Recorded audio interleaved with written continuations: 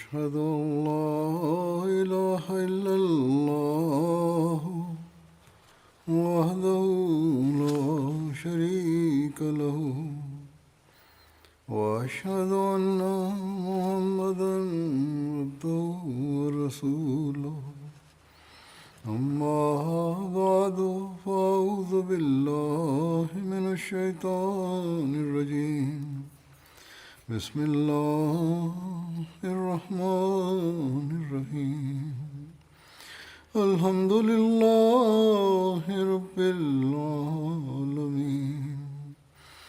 الرحمن الرحيم مالك يوم الدين إياك نعبد وإياك نستعين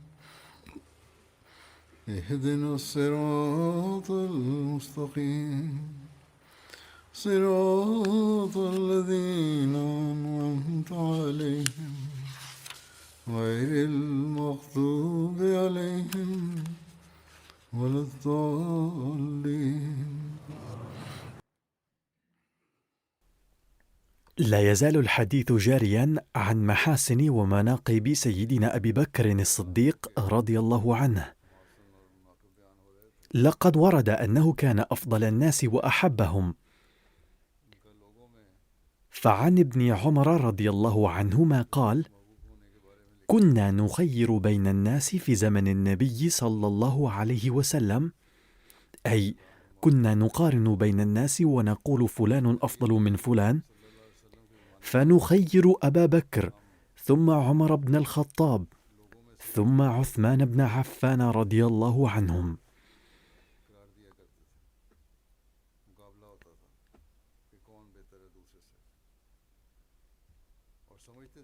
وعن جابر بن عبد الله قال: قال عمر لأبي بكر: يا خير الناس بعد رسول الله.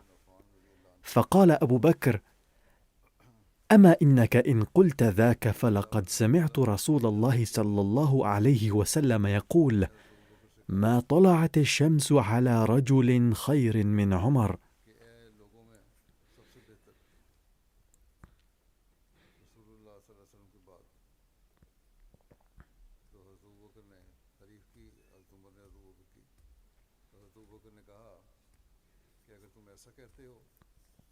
أي أن أبا بكر لم يلبث أن تواضع وقال: تقول لي إنك خير الناس، ولكني سمعت رسول الله صلى الله عليه وسلم يقول أن عمر خير الناس.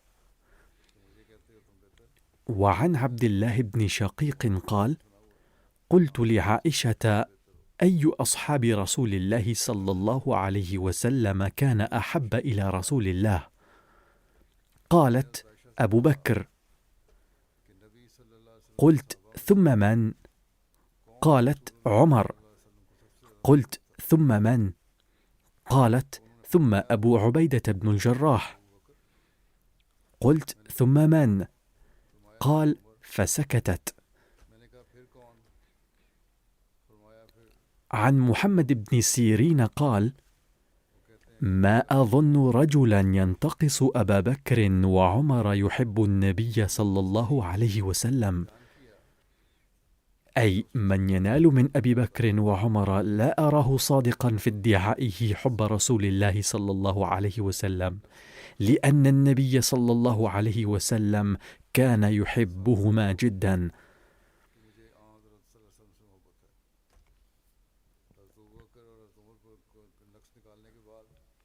عن عائذ بن عمرو أن أبا سفيان أتى على سلمان وصهيب وبلال في نفر فقالوا: والله ما أخذت سيوف الله من عنق عدو الله ما أخذها، أي لم تنتقم سيوف الله من عدو الله حق الانتقام.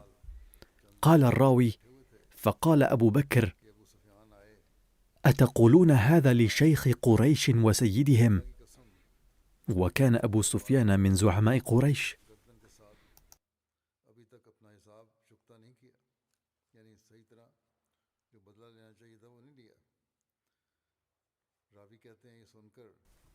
فأتى أبو بكر النبي صلى الله عليه وسلم فأخبره بما حدث، فقال صلى الله عليه وسلم: يا أبا بكر، لعلك أغضبتهم، لئن كنت أغضبتهم لقد أغضبت ربك. فأتاهم أبو بكر فقال لهم بنبرة المعتذر النادم: يا إخوتاه، أغضبتكم؟ قالوا: لا. يغفر الله لك يا أخي.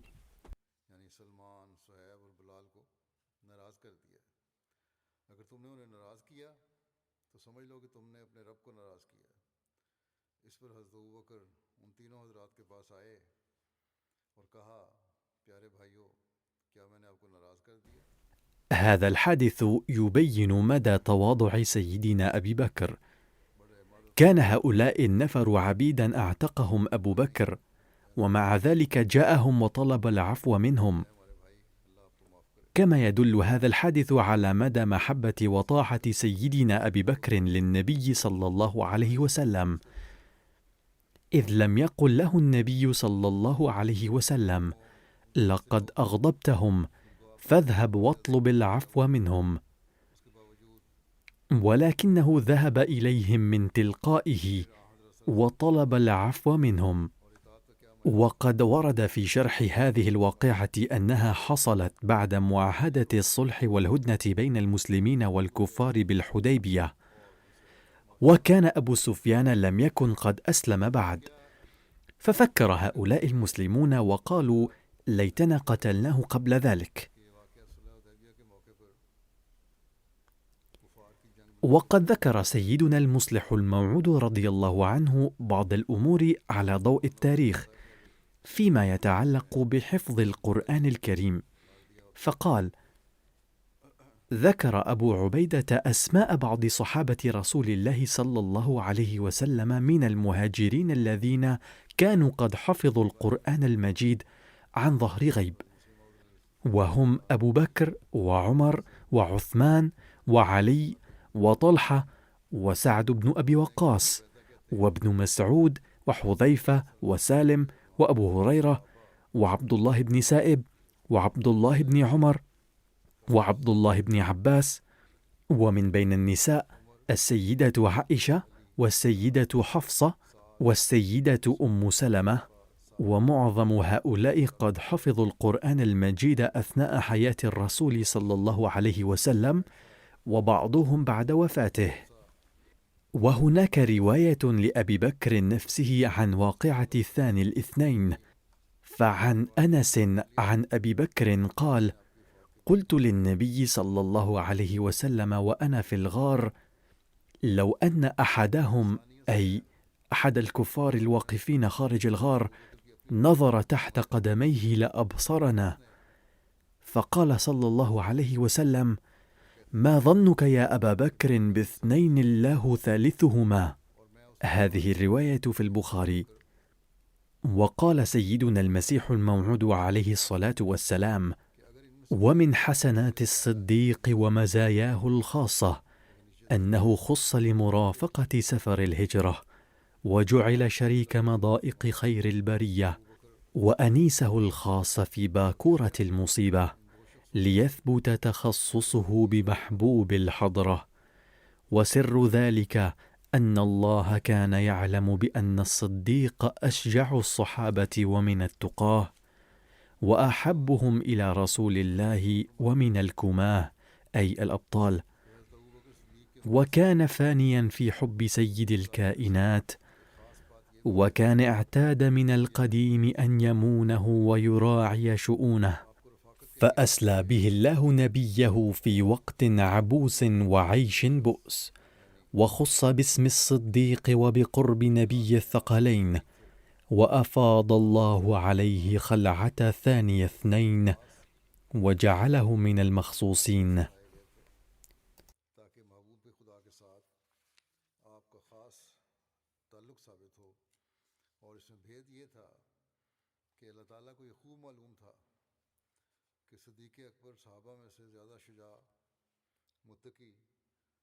اور سب سے زیادہ حضرت صلی اللہ علیہ وسلم کے پیارے اور مرد میدان تھے، اور یہ کہ سید الکائنات सैयद सल्लल्लाहु अलैहि वसल्लम की मोहब्बत में फना थे।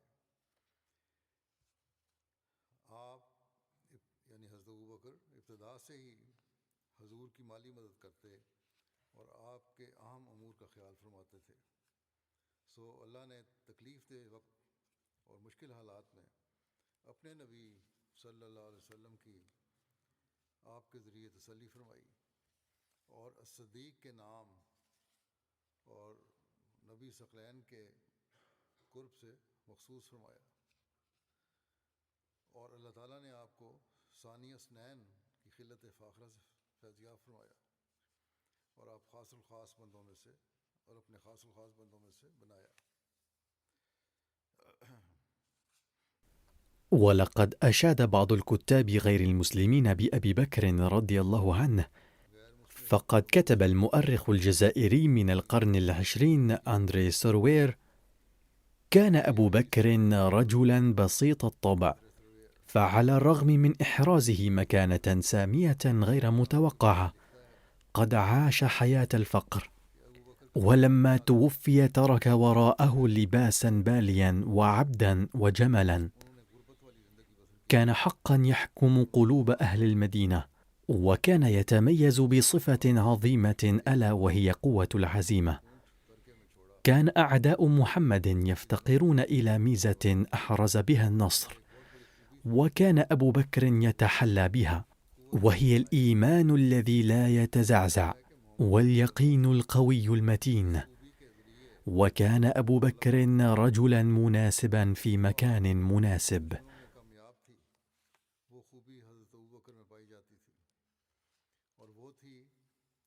ثم كتب أيضا: هذا الرجل المسن ذو السيرة الطيبة ظل ثابتا على موقفه في خضم التمرد العام، وبدأ من جديد مهمة محمد بعزيمة المؤمن غير المتزلزلة.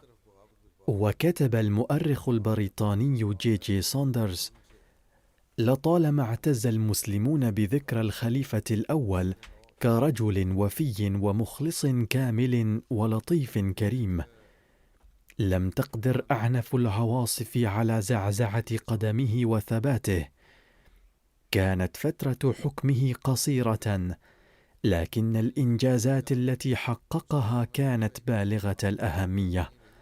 لقد أعاد بهدوء طبعه وثباته ومثابرته الأمة العربية ثانية إلى حظيرة الإسلام بغلبته على أهل الردة، وقد أرسى عزمه الصميم على فتح الشام الأساس للدولة العربية.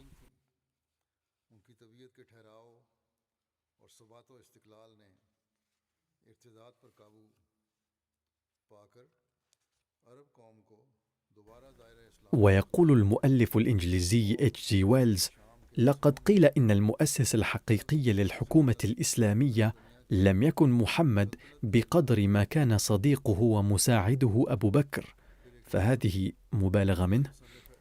يقول: إذا كان محمد على الرغم من سلوكه المهتز والعياذ بالله هو عقل الإسلام المبكر وتصوره، فإن أبا بكر كان شعوره وإرادته. كلما تزلزل محمد قوى أبو بكر همته وطمأنه. يقول حضرة الخليفة إن أقواله هذه سخيفة ولاغية لا صدق فيها، أما ما قال بعده فهو صواب.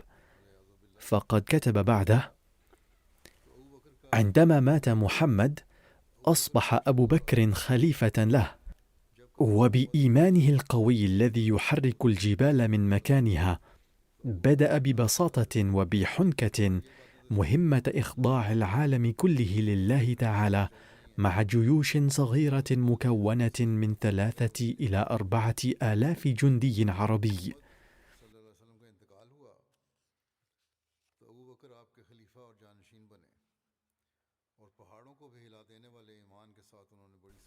على كل حال، إن المؤلف قد ذكر بعض مناقب سيدنا أبي بكر التي كان يتحلى بها في الحقيقة،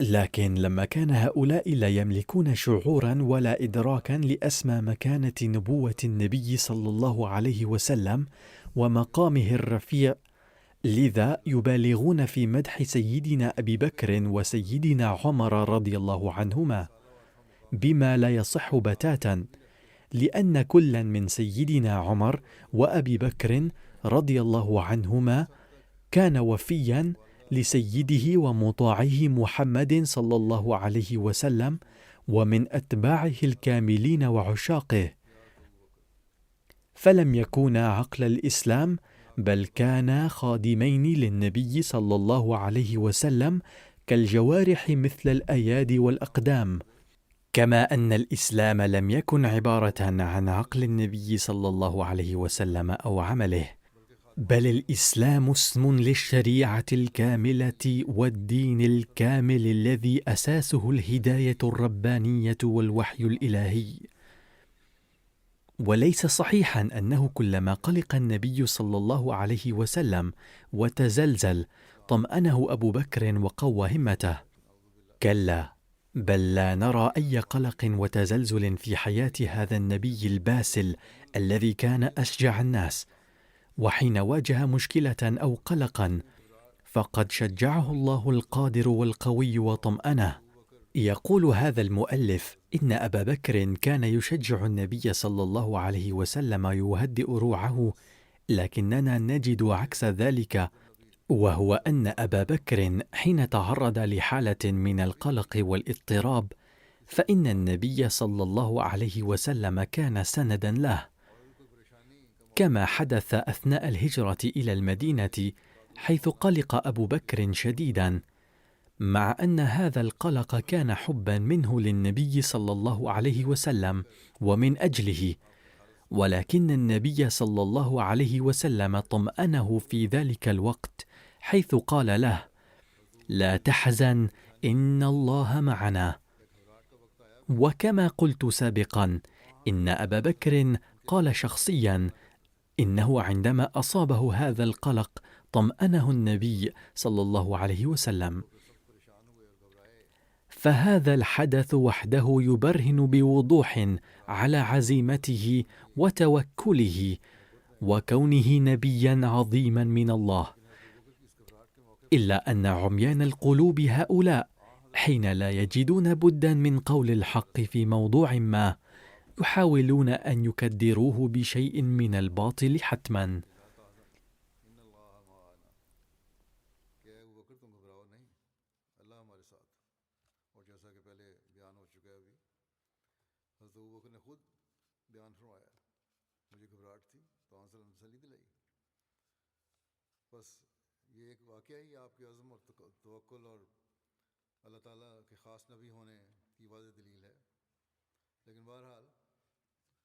يقول مستشرق بريطاني آخر واسمه T.W. أرنولد: كان أبو بكر تاجرا ثريا ويحظى باحترام مواطنيه كثيرا لنزاهة شخصيته وذكائه وكفاءته، وبعد إسلامه أنفق الجزء الأكبر من ثروته على شراء العبيد المسلمين الذين اضطهدهم أسيادهم بسبب إيمانهم بتعاليم محمد.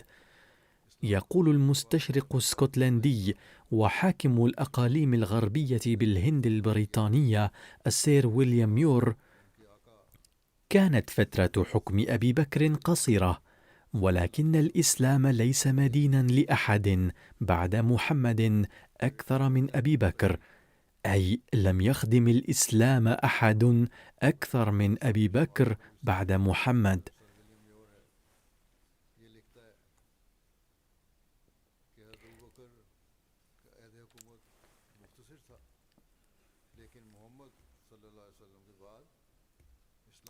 يقول سيدنا المصلح الموعود رضي الله عنه: أليس صحيحا أن الملوك الأقوياء حين يذكرون اسم أبي بكر وعمر وأبي هريرة يقولون من تلقاء أنفسهم رضي الله عنهم، ويتمنون قائلين ليتهم وجدوا فرصة لخدمتهم، فمن يستطيع القول في هذه الحالة بأن أبا بكر وعمر وأبا هريرة خسروا شيئا بعيشهم حياة الفقر؟ لا شك أنهم قبلوا لأنفسهم موتا من حيث الدنيا، ولكن ثبت أن الموت نفسه كانت حياتهم، ولا تستطيع أي قوة الآن أن تميتهم، بل سيبقون أحياء إلى يوم القيامة. يقول المصلح الموعود: لم يهب الله تعالى أبا بكر مكانة أبي بكر لمجرد ولادته بالصدفة في عصر النبي صلى الله عليه وسلم، ولم يعطي عمر درجة عمر لأنه ولد صدفة في عصر النبي صلى الله عليه وسلم، كما لم يهب عثمان وعليا مكانتهما لنيلهما صدفة مرتبة صهر النبي صلى الله عليه وسلم، ولم يمن على طلحة والزبير تلك المكانة والشرف والدرجة لأنهما كانا من عائلة النبي صلى الله عليه وسلم وقومه، وولدا في زمن النبي صلى الله عليه وسلم. كلا، بل كان هؤلاء كلهم قد أوصلوا تضحياتهم درجة لا تخطر ببال الإنسان أكثر منها. إذن فالتضحيات هي التي تكسب المرء المكانة. يقول المصلح الموعود: ما أعظم الاحترام الذي نكنه في قلوبنا لأبي بكر الصديق، ولكن هل يمكن أن يقول أحد أنه نال هذا الاحترام بسبب أولاده؟ فمعظمنا لا يعرفون إلى أي زمن استمر نسل أبي بكر، لأن أحوال ذريته ليست محفوظة. هناك كثير من الناس اليوم يدعون أنهم من سلالة أبي بكر ويصفون أنفسهم بالصديقيين، ولكن إذا قال لهم أحد أن يحلفوا بالله على أنهم حقا صديقيون وسلسلة نسبهم تصل إلى أبي بكر، فلن يحلفوا أبدا، وإذا حلفوا فسنقول بأنهم يجانبون الصواب ولا إيمان لهم، وذلك لأن أحوال نسل أبي بكر ليست محفوظة حتى يتمكن أحد بنسب نفسه إلى عائلة أبي بكر على وجه صحيح. فلا نحترم أبا بكر لأن عمل ذريته كان رائعا، ولا نحترم عمر لأن أعمال نسله كانت سامية، ولا نحترم عثمان لأن ذريته تقوم بإنجازات باهرة، ولا نذكر عليا لأن نسله يتميز بصفات خاصة. صحيح أن سلسلة نسب علي مستمرة إلى اليوم، ولكنه لا يحترم نظرا لاستمرار نسله إلى اليوم. كذلك ليس أحد من الصحابة الآخرين نذكره لنسله، بل الحقيقة هي أننا نتذكرهم ونحترمهم لتضحياتهم الذاتية. يقول المصلح الموعود رضي الله عنه: ثم انظروا إلى أبي بكر، فكان تاجرا عاديا، ولو لم يبعث النبي صلى الله عليه وسلم وكتب تاريخ مكة لكتب المؤرخ عن أبي بكر أنه كان واحدا من التجار العرب الأمناء والشرفاء، ولكن ببركة اتباع محمد رسول الله صلى الله عليه وسلم قد نال أبو بكر ذلك المقام السامي، حيث إن العالم كله يبجله ويذكره باحترام. لما اختاره المسلمون خليفة وقائدا لهم عند وفاة النبي صلى الله عليه وسلم، بلغ هذا الخبر أهل مكة، وكان والد أبي بكر واسمه أبو قحافة جالسا مع القوم حين سمع أن الناس قد بايعوا على يد أبي بكر، فلم يصدق الخبر بتاتا، وقال لصاحب الخبر: من هو أبو بكر هذا؟ قال: ابنك.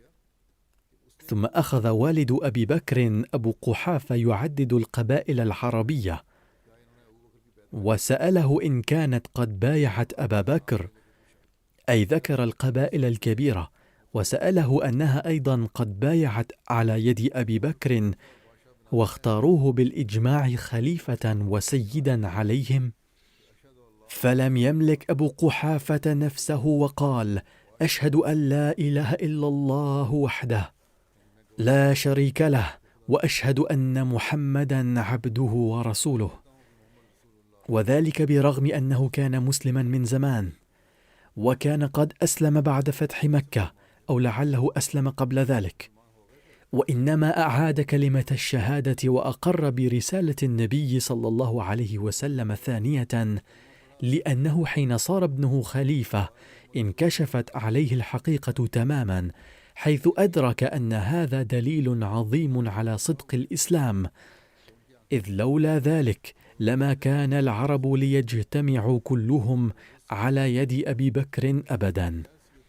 يقول المصلح الموعود رضي الله عنه: انظروا إلى أبي بكر الصديق، فإنه لما أسلم قال الناس كان رئيسا من رؤساء مكة، ولكنه أصبح الآن ذليلا، بيد أن ما حدث هو أن من كانوا يحترمونه ويثنون عليه خيرا قبل إسلامه لم يتجاوزوا 200 أو 300، ولكن الله تعالى أنعم عليه ببركة الإسلام بالخلافة والملك، فنال شرفا دائما وعزا أبديا في العالم كله. فأين رئيس قبيلة واحدة من خليفة للمسلمين كافة وملك للعرب جميعا اصطدم به الفرس والرومان فهزمهم؟ يقول المصلح الموعود رضي الله عنه: انظروا، لم يسقط الملك على قدمي النبي صلى الله عليه وسلم فحسب، بل على أقدام خدامه أيضا، ولكنه لم يتمناه في ذلك الوقت، كما لم يرغب فيه لما أحرزه. لم يتمناه أبو بكر ولا عمر ولا عثمان ولا علي رضي الله عنهم، بل لم تكن فيهم آثار الملوكية، مع أنهم كانوا ملوكا عظماء يندر لهم النظير في تاريخ العالم. كانت طبائعهم بسيطة ولقاءاتهم تتسم بالبساطة، وكانوا يتحلون بالتواضع لدرجة ما كان لأحد أن يكتشف من هيئتهم الظاهرية أنهم ملوك. لم يقل أحدهم أن هذه مملكتي وأنني ملك، ولم يرضى أحدهم قط أن يظهر عظمة ملكه، ولم يكونوا يتمنون ذلك. الحقيقة أن الذين يصيرون لله تعالى ترتمي على أقدامهم الدنيا بنفسها. يظن الناس أن هؤلاء يزدادون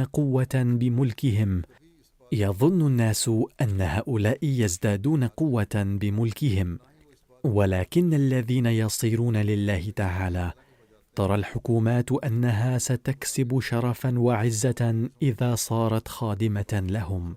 يقول حضرته: لقد صار أبو بكر ملكا، ولكن أباه كان يرى ذلك مستحيلا، لأن أبا بكر نال الملك من الله تعالى، وكان تيمور ملكا كبيرا مقارنة به، ولكنه صار ملكا نتيجة تدابيره الدنيوية. وكان نابليون أيضا ملكا كبيرا، ولكنه صار ملكا نتيجة جهده وتدابيره الدنيوية. وكذلك كان نادر شاه أيضا ملكا كبيرا، ولكنه أيضا نال الملك نتيجة جهده الشخصي وتدابيره الدنيوية.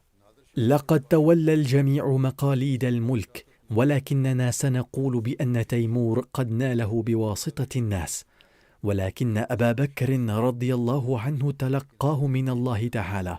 ونقول بأن نابليون تلقى الحكم بتدابيره الدنيوية، ولكن عمر رضي الله عنه ناله من الله تعالى. ونقول بأن جنكيز خان تلقى الملك بالوسائل الدنيوية، بينما تلقاه عثمان رضي الله عنه من الله تعالى. ونقول تقلد نادر شاه منصب الملك بالتدابير الدنيوية، وأما علي فجعله الله ملكا. فقد نال الجميع الحكم، وكان هؤلاء الملوك يملكون هيبة ورعبا، للخلفاء أيضا، وكان للملوك نفوذ، وللخلفاء أيضا، بل كان نفوذ الملوك ربما أكثر من أبي بكر وعمر وعثمان وعلي رضي الله عنهم. ولكن هؤلاء الأربعة عينوا ملوكا من قبل الله تعالى، وأولئك صاروا ملوكا من قبل الناس فقط. فحين قال رسول الله صلى الله عليه وسلم: كل أمر ذي بال لا يبدأ فيه بسم الله الرحمن الرحيم فهو أبتر، كان المصلح الموعود يذكر بركات قراءة البسملة، فلم يعنيه أنه يفشل في غايته، بل المراد به هو أنه لا يمكن أن ينال غايته من الله تعالى. فالحكم الذي كان من الله تعالى ناله أبو بكر وعمر وعثمان وعلي رضي الله عنهم، ولم ينله غيرهم.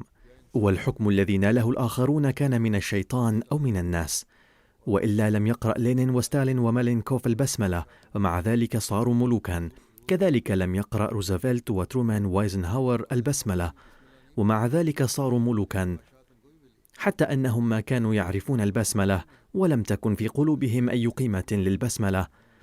فحين قال رسول الله صلى الله عليه وسلم أن المرء لا ينال البركة من دون البسملة، فكان يعني أن ذلك الشخص لا ينال شيئا من الله تعالى، ولا ينال من الله إلا الذي يقرأ البسملة قبل شروع أي عمل مهم. والآن يمكن أن يفهم كل شخص ما إذا كان الشيء الحاصل من الله تعالى مباركا أكثر أم الحاصل من الناس.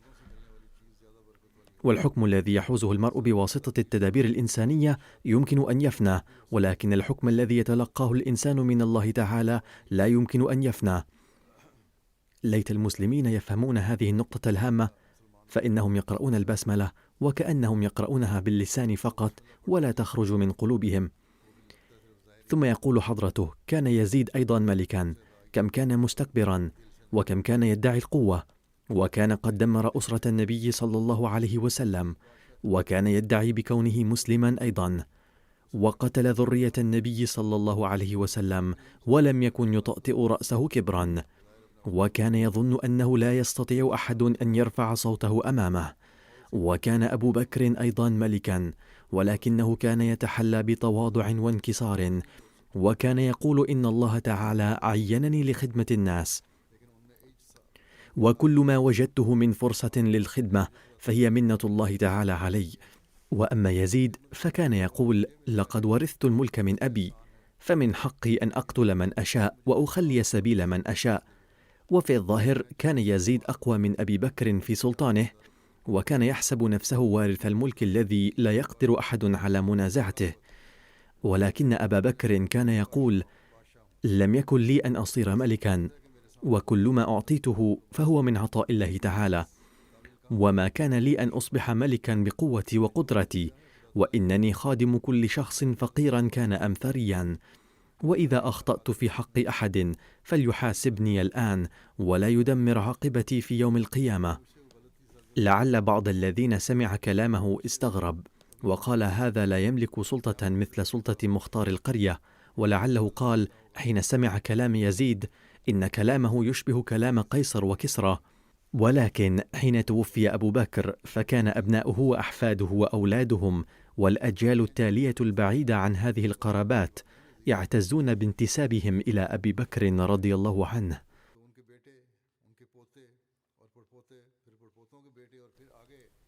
ثم لندع هؤلاء أيضا جانبا، فالذين لا ينتسبون إلى أبي بكر ولم يلاقوا أحدا من أسرته قط، حين يقرؤون أحداث حياته اليوم أيضا تغرورق عيونهم بالدموع ويجيش حبهم، وإذا أساء أمامهم أحد إلى أبي بكر غلي دمهم.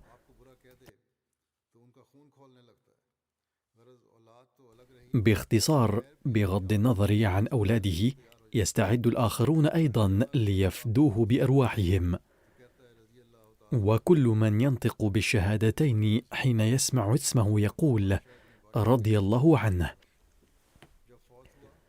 ولكن يزيد المستكبر الذي لم يكن يتوانى عن تسمية نفسه ملك ابن الملك، حين توفي جعل الناس ابنه ملكا مكانه، وحين جاء يوم الجمعة وقف على المنبر وقال: يا أيها الناس، كان جدي نازع الأمر أهله، وهناك من هو أحق به منه، ثم قلد أبي الأمر، وهناك من هو أحق منه، والآن وليت الأمر، وهناك من هو أحق به مني. يا أيها الناس، لا أستطيع أن أتحمل هذه المسؤولية، فلقد سلب أبي وجدي حق المستحقين، ولكني لن أسلب حقهم، فشأنكم أمركم، ولكم أن تنتخبوا من تشاءون خليفة. لست أهلا لهذا المنصب، ولا أرى أبي وجدي أهلا له، لأنهما استوليا على الحكم جبرا وظلما، وأريد الآن أن أعيد الحق إلى أهله. قال هذا وعاد إلى بيته. وحين سمعت أمه هذه الواقعة قالت له: يا أيها الشقي، قد جدعت أنف آبائك وأجدادك. فقال: يا أماه، لو كان الله قد وهب لك العقل لفهمت أنني لم أجدع أنفهم، بل أقمت عزتهم. ثم اعتزل في البيت ولم يخرج منه حتى وافته المنية. إذن الملك الذي يهب الله تعالى أحدا يجب أداء حقه أيضا، وهذا درس عظيم للزعماء المسلمين وملوكهم. ثم يقول سيدنا المصلح الموعود: ما يحظى به أبو بكر اليوم من العظمة يعود سببها إلى خدمته للإسلام وتضحياته للدين. هل يحظى بها أكبر الملوك في الدنيا؟ لا يملك اليوم أي من حكام الدنيا ما يملكه أبو بكر من عظمة، بل ودع عنك أبا بكر، فلا يملك أكبر حكام العالم ما يملكه خدام أبي بكر من عظمة عند المسلمين. بل الحق أن كلب أبي بكر أيضا يبدو لنا أحسن من أصحاب المكانة العالية هؤلاء، وذلك لأنه صار خادم النبي، ومن صار خادم محمد أصبح كل شيء له محببا إلينا. والآن لا يمكن لأحد أن يمحو هذه العظمة من قلوبنا. أقول إن معارضينا يتهموننا بأننا نسيء إلى رسول الله صلى الله عليه وسلم والعياذ بالله، بينما هذه هي أفكارنا.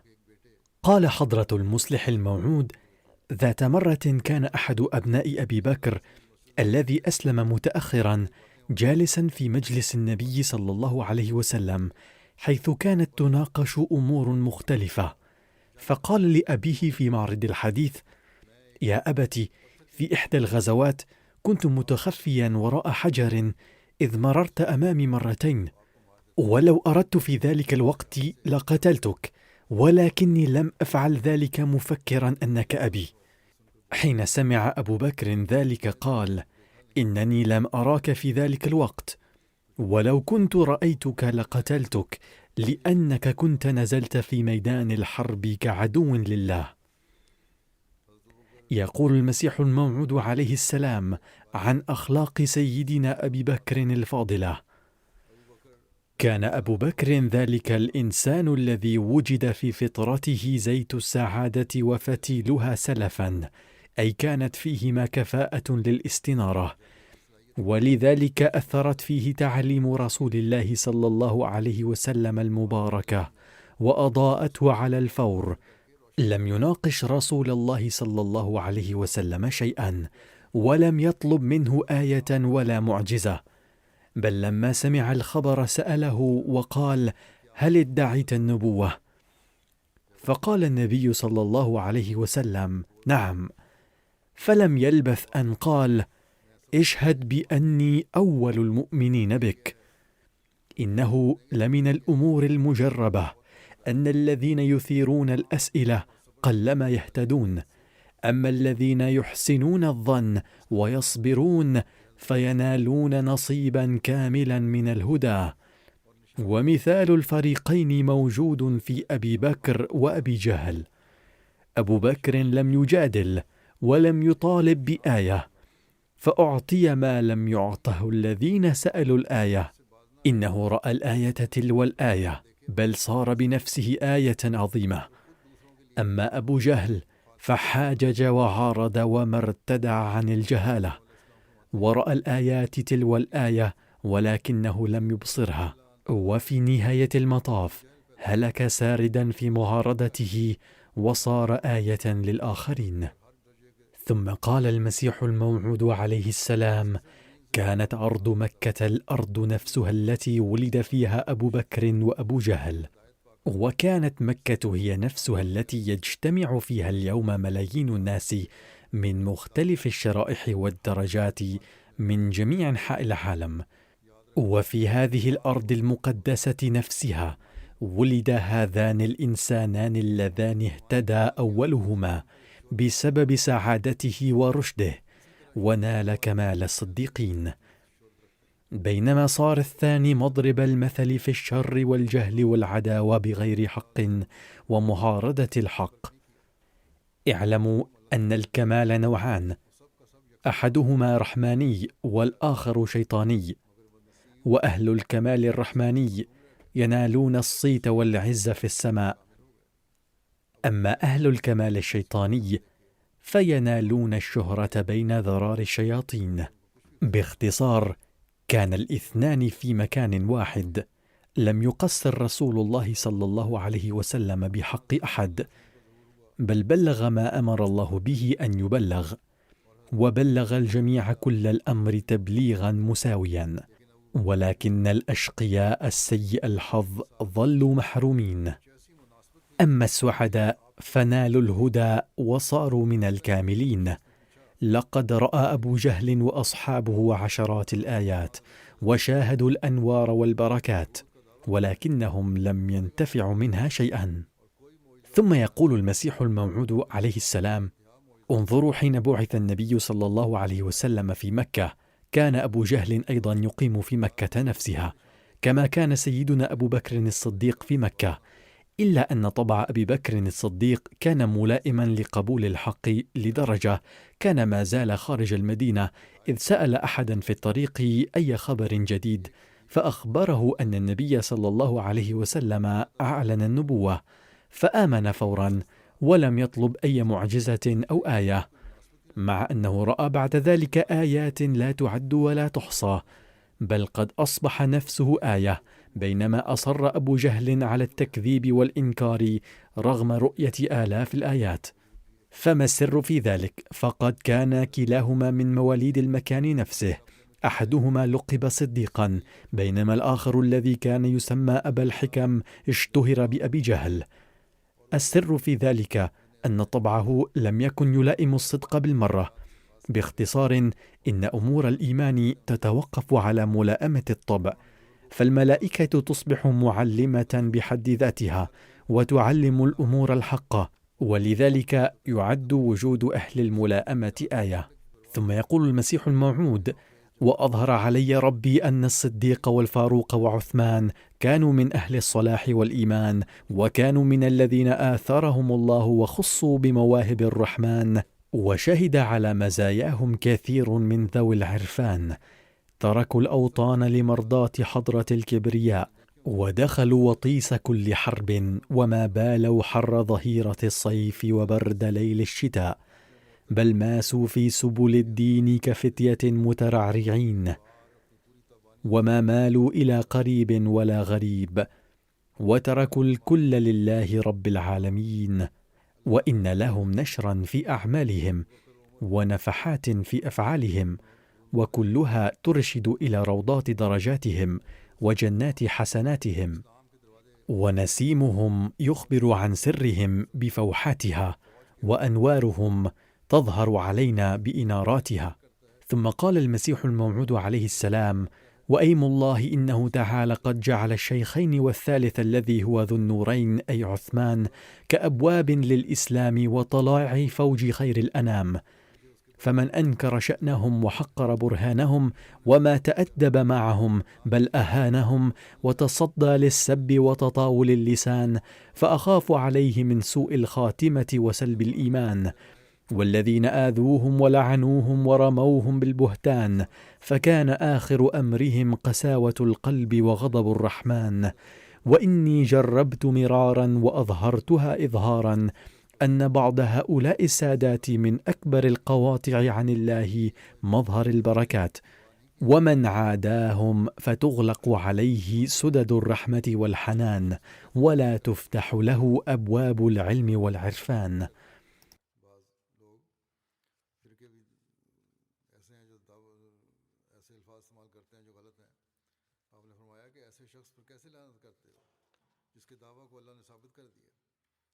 ثم قال المسيح الموعود عليه السلام: كيف تلعنون رجلا أثبت الله دعواه؟ بعض الناس أو الفرق تستخدم كلمات مسيئة في حقه. قال: كيف تلعنون رجلا أثبت الله دعواه، وإذا استعدى فأعداه، وأرى الآيات لعدواه، وطر مكر الماكرين، وهو نجى الإسلام من بلاء هاض وجور فاض، وقتل الأفعى النضناض، وأقام الأمن والأمان، وخيب كل من مان بفضل الله رب العالمين. وللصديق حسنات أخرى وبركات لا تعد ولا تحصى، وله منن على أعناق المسلمين، ولا ينكرها إلا الذي هو أول المعتدين. وكما جعله الله موجبا لأمن المؤمنين ومطفاء لنيران الكافرين والمرتدين، كذلك جعله من أول حماة الفرقان وخدام القرآن ومشيع كتاب الله المبين، فبذل سعيه حق السعي في جمع القرآن واستطلاع ترتيبه من محبوب الرحمن، وهملت عيناه لمواساة الدين، ولا همول عين الماء المعين. ثم قال المسيح الموعود عليه السلام: والعجب أن الشيعة يقرون بأن أبا بكر الصديق آمن في أيام كثرة الأعداء، ورافق المصطفى في ساعة شدة الابتلاء.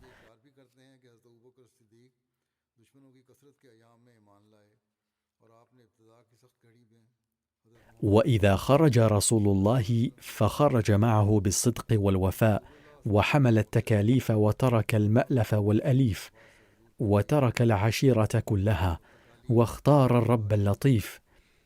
ثم حضر كل غزوة، وقاتل الكفار، وأعان النبي المختار. ثم جعل خليفة في وقت ارتدت جماعة من المنافقين، وادعى النبوة كثير من الكاذبين، فحاربهم وقاتلهم حتى عادت الأرض إلى أمنها وصلاحها، وخاب حزب المفسدين. ثم مات ودفن عند قبر سيد النبيين وإمام المعصومين، وما فارق حبيب الله ورسوله لا في الحياة ولا في الممات، بل التقيا بعد بين أيام معدودة فتهادى تحية المحبين. والعجب كل العجب أن الله جعل أرض مرقد نبيه بزعمهم مشتركة بين خاتم النبيين والكافرين الغاصبين الخائنين، وما نجى نبيه وحبيبه من أذية جوارهما، أي أبي بكر وعمر، بل جعلهما له رفيقين مؤذيين في الدنيا والآخرة والعياذ بالله، وما باعده عن الخبيثين. سبحان ربنا عما يصفون، ما يقولونه من أشياء خاطئة وليس كما يقولون، بل ألحق الله الطيبين أبو بكر وعمر بإمام الطيبين. إن في ذلك لآيات للمتبصرين. قال المسيح الموعود عليه السلام عن الشيعة المتعصبين: وإذا سئل الشيعة المتعصبون من كان أول من أسلم من الرجال البالغين وخرج من المنكرين المخالفين، فلا بد لهم أن يقولوا إنه أبو بكر.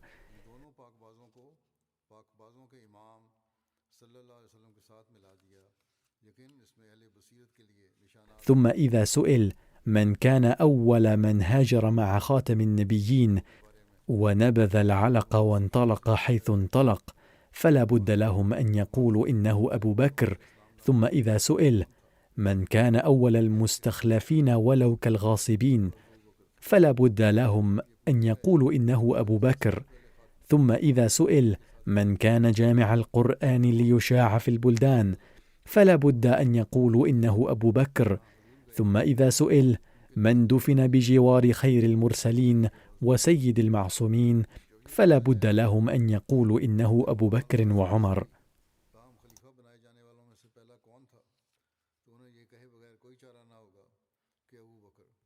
فالعجب كل العجب أن كل فضيلة أعطيت للكافرين المنافقين وكل خير الإسلام ظهرت من أيدي المعادين.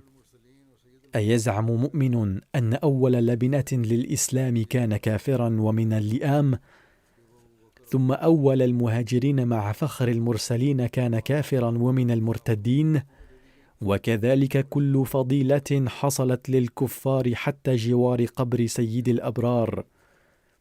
ثم قال المسيح الموعود عليه السلام: في الحق أن الصديق والفاروق كان من أكابر الصحابة وما ألت الحقوق، واتخذ التقوى شرعة والعدل نجعة، وكانا ينقبان عن الأخبار ويفتشان من أصل الأسرار، وما أراد أن يلفي من الدنيا بغية، وبذل النفوس لله طاعة.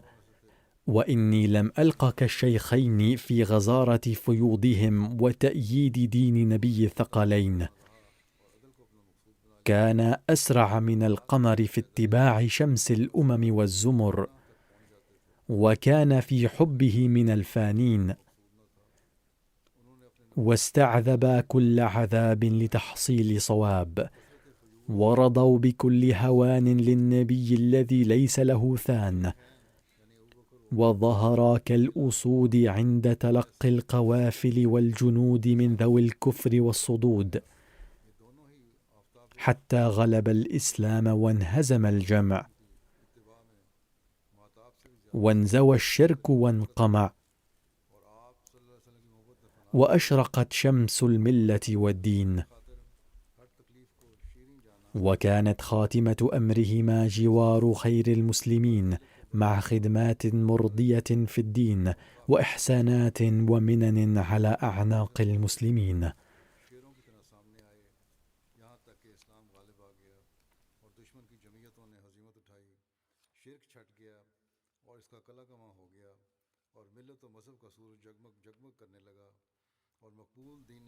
ثم قال المسيح الموعود عليه السلام: الله أكبر، ما أعظم شأن سرهما وصدقهما. دفنوا في مدفن لو كان موسى وعيسى حيين لتمناها غبطة، ولكن لا يحصل هذا المقام بالمنية، ولا يعطى بالبغية، بل هي رحمة أزلية من حضرة العزة. يقول حضرة الخليفة: هناك بعض المقتبسات الأخرى وسأتناولها لاحقا إن شاء الله.